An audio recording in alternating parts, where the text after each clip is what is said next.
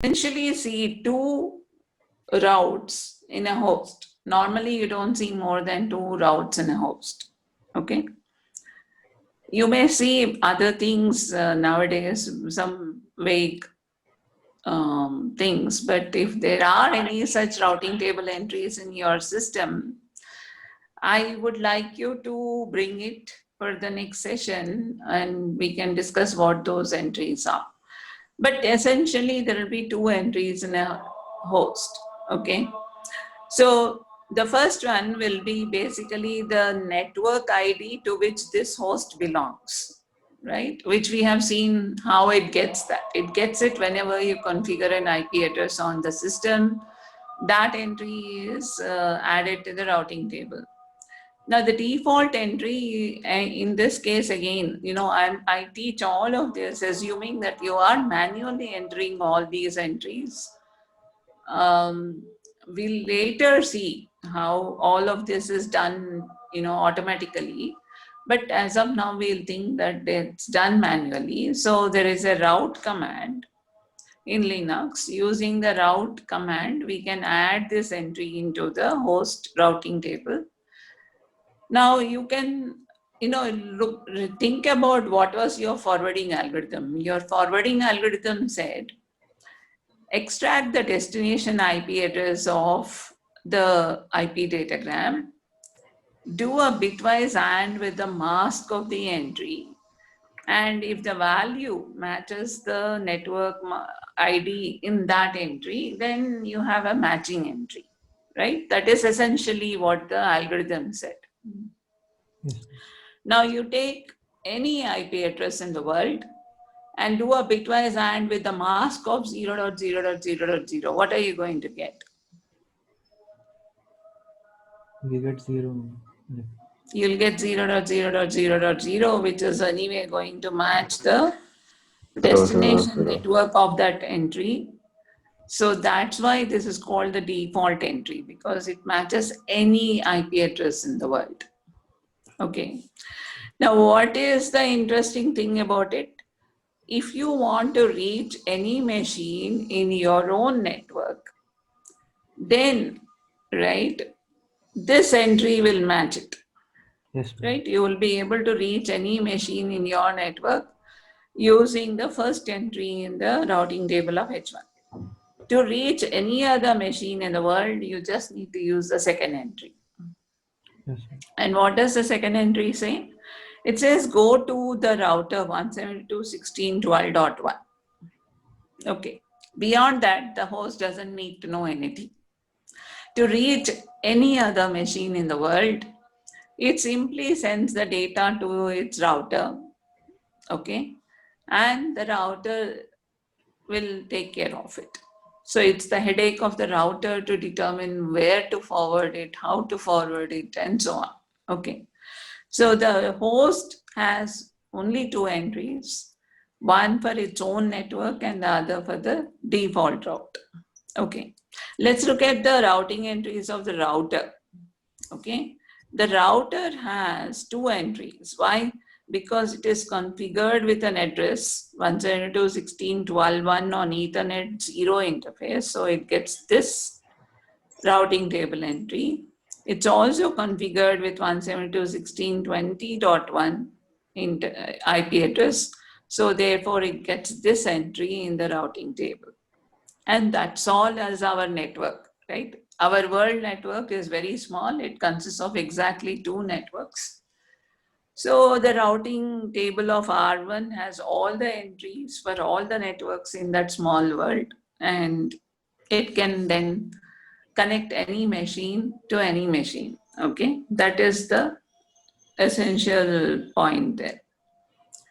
So now when you do ping 172.16.20.2, the ICMP data will be encapsulated in a datagram.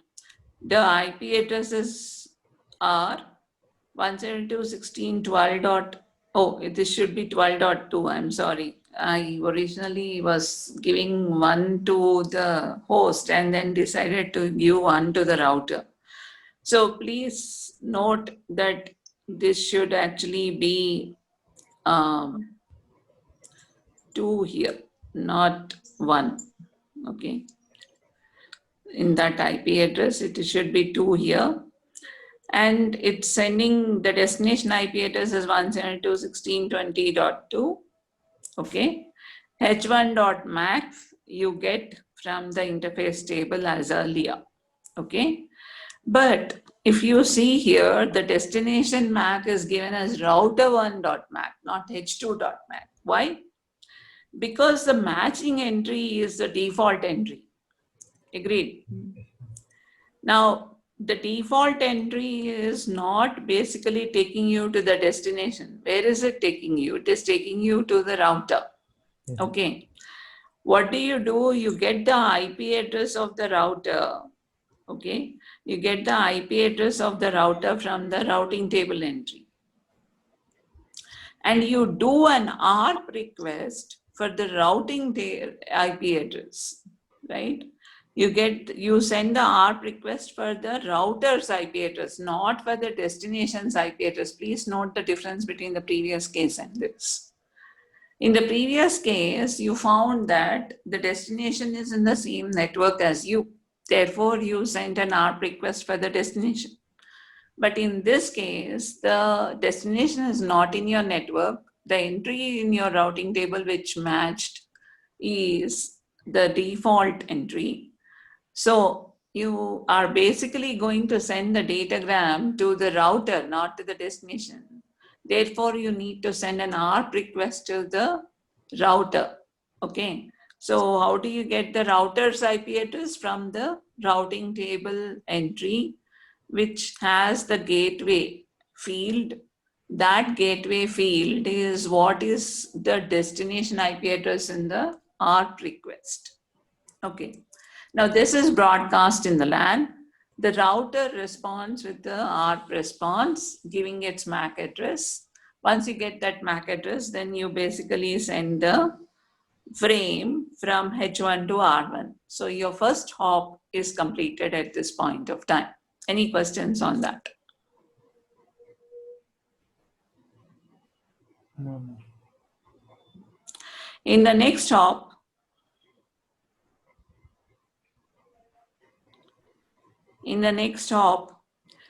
what is the router doing? Basically, the router finds a match with this entry, right? And how does it find a match with this entry? Basically, it's extracting the destination IP address, okay? 172.16.20.2. First entry, the mask is taken, bitwise AND is done.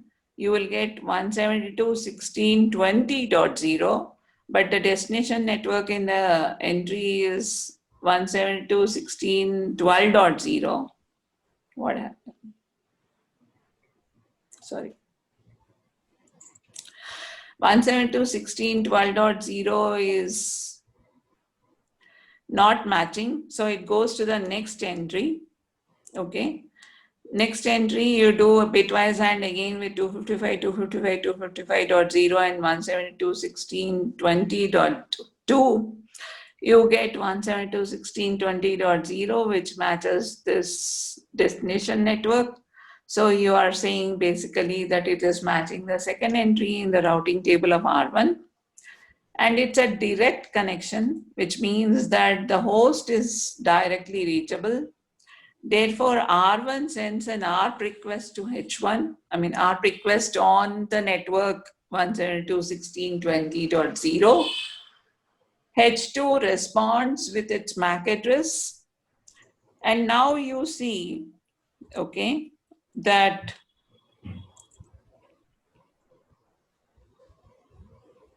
if you look at the MAC addresses of this frame, R1's MAC address of the Ethernet interface ETH1, okay, the interface address here on, the interface address here of this interface is what is filled as the source MAC address, okay, because it is sending out on ETH1, right? This is the matching interface. Therefore, the MAC address here will be of this interface, okay? And h2.mac is the destination MAC address, which it got from the ART response from h2. And that's basically what, how it fills these fields. And now the packet goes from R1 to H2. So your packet, your ICMP packet has gone from H1 to H2 at this point of time. Similarly, when the response comes from H2 to H1, it basically reverses the path, right? Yes. Okay.